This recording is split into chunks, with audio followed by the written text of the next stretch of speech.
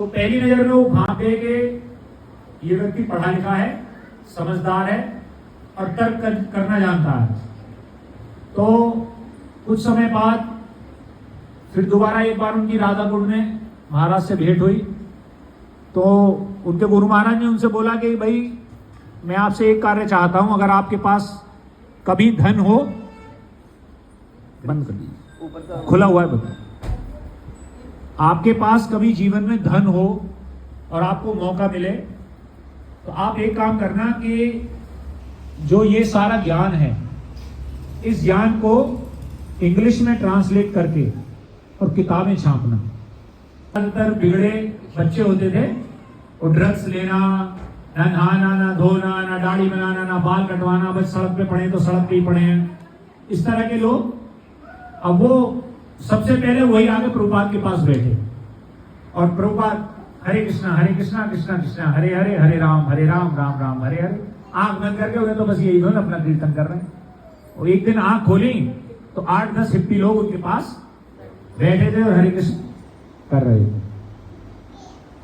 तो ऐसे ही चलता रहा, थोड़े थोड़े हिप्पी जो है वो हैप्पी होते गए, थोड़े थोड़े हिप्पी हैप्पी होते गए। तो अंततः फिर 19 भगवान का प्रचार करना, लेकिन किसके माध्यम से? भगवत गीता और भागवतम के माध्यम से। क्योंकि गीता को जैसे कि सारे ग्रंथ वेद व्यास जी ने लिपिबद्ध किए, लेकिन उसमें भी जो भगवत गीता है उसको सर्वोपरि इसलिए माना जाता है कि क्योंकि वो स्वयं भगवान के मुख से निकलती है। क्योंकि जितना भी ज्ञान होता है, ये बताते हैं भगवान के द्वारा ब्रह्मा जी के हृदय में प्रकट होता है पहले वो ज्ञान। हम जैसे ब्रह्म माधव गौड़ीय संप्रदाय से हैं, तो सबसे पहले वो ज्ञान स्वतः ही ब्रह्मा जी के हृदय में प्रकट होता है, तब वो अपने बच्चों को, जो 4 कुमार हैं या सप्तऋषि हैं, जो अन्य नारद मुनि हैं, उन सबको वो ज्ञान प्रदान करते हैं। लेकिन ये ज्ञान कैसा है भगवत गीता का? जो स्वयं भगवान के श्रीमुख से निकला है, इसलिए सर्वोपरि और ये अकाट्य है। इसका एक भी शब्द जो आज से 5000 साल पहले, 5 लाख साल पहले, 5 करोड़ साल पहले जाना जाता है, वे श्री कृष्ण को स्वयं भगवान मानते हैं। हम क्या मानते हैं कि जो भगवान श्री कृष्ण हैं वो, जैसे आम एक धारणा होती है कि वो विष्णु के अवतार हैं, तो वो विष्णु के अवतार नहीं है, वो स्वयं अवतार हैं। वो अपने आप में अवतार भी हैं और वो अवतारी भी हैं। अवतार उनसे निकलते भी हैं और जो वो स्वयं में से अपने आप को निकालते हैं वो तो स्वयं भी एक अवतार है। तो भगवान एक अवतारी भी हैं और एक अवतार भी हैं। कृष्ण का अर्थ है अखिल आकर्षक। कृष्ण का जो अर्थ होता है ना, आप डिक्शनरी में देखेंगे तो कृष्ण का अर्थ होता है सर्व आकर्षक। कृष्ण का मतलब सर्व और क्षण का मतलब होता है आकर्षक। तो सर्व आकर्षक जितने भी आकर्षण हैं, हम आगे देखेंगे, इसमें कोर्स नहीं आएगा, हमारे 6 प्रकार के आकर्षण होते हैं। शाश्वत अंश और उनका सेवक है। हम किसके अंश हैं? हम भगवान के ही अंश हैं और हमारा जो लक्ष्य है वो सिर्फ एक ही लक्ष्य है कि भगवान की सेवा।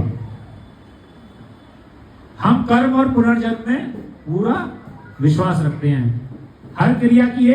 दूसरा बताते हैं बीच में, पहले अध्याय से 6ठे अध्याय तक वो बताते हैं कर्म योग के बारे में, और फिर 7वें अध्याय से और 12वें अध्याय तक वो बताते हैं भक्ति योग के बारे में, कि भक्ति करके हम भगवान की भक्ति करके कैसे इस धराधाम को पार कर सकते हैं। और फिर 13वें से 18वें अध्याय में वो बताते हैं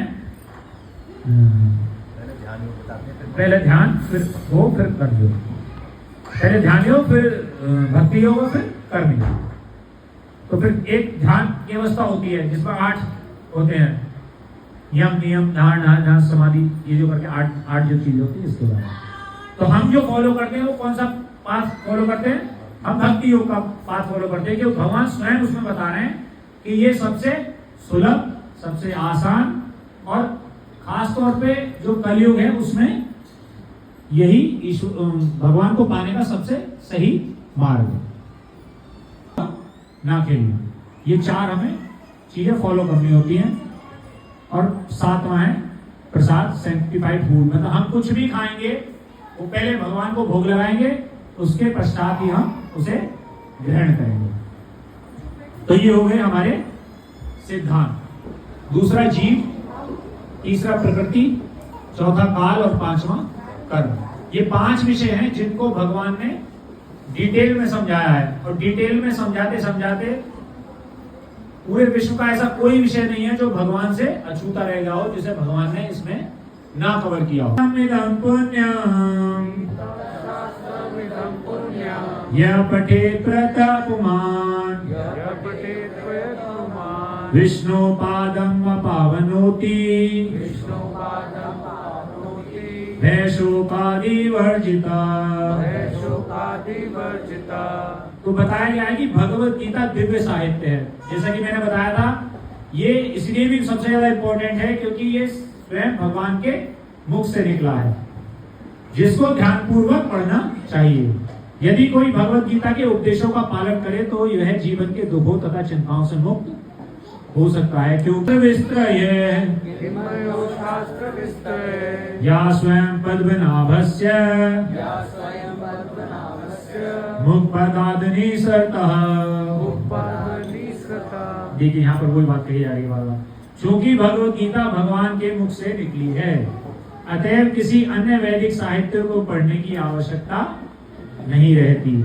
केवल भगवत गीता का ही ध्यानपूर्वक तथा मनोयोग से श्रवण तथा पठन करना चाहिए।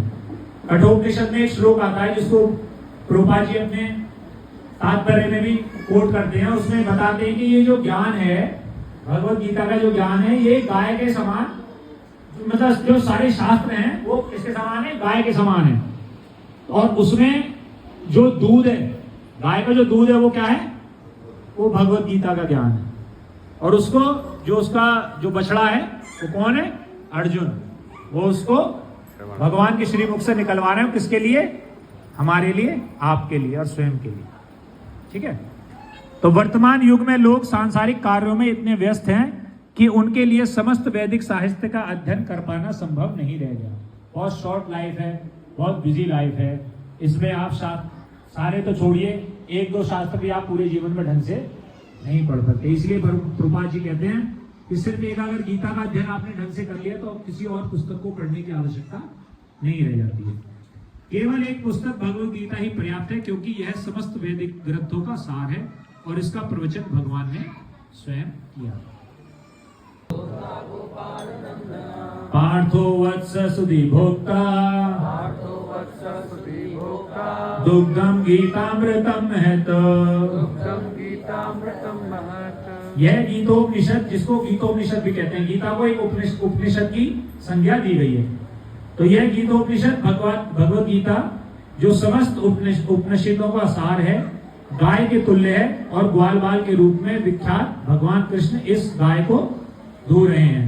अर्जुन बछड़े के समान है और सारे विद्वान तथा शुद्ध भगवत गीता के अमृत में दूध का पान कर रहे हैं।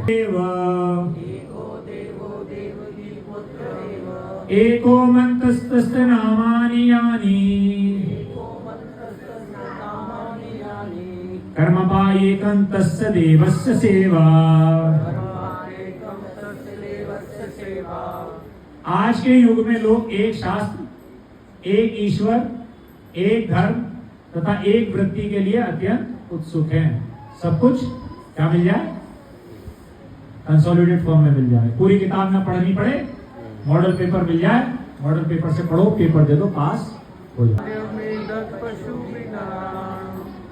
तो ये महाभारत में ये श्लोक आता है कि आहार, निद्रा, भय एवं मैथुन, यह सभी मनुष्य एवं पशु में समान है। ये चार ही क्रिया हैं जो हम भी करते हैं, जो पशु भी करता है। सिर्फ उसकी फॉर्म बदल सकती है कि वो कुछ खा रहा है, हम कुछ खा रहे हैं। वो पेड़ पे सो रहा धर्म है, अर्थात बिना धर्म के व्यक्ति पशु तुल्य। धर्म का मतलब है कि ईश्वर के बारे में जानना, ईश्वर के बारे में समझना। अगर वो चीज, उस नौका के लिए देवता भी तरसते हैं, वो है हमारा शरीर। ये शरीर ही है, ये शरीर भी कोई बेकार चीज नहीं है, ये शरीर भी बहुत काम की चीज है, क्योंकि ये शरीर ही है जो हमें इस धराधाम से वापस, जहां से हम आए, वापस वहां ले जा सकता है।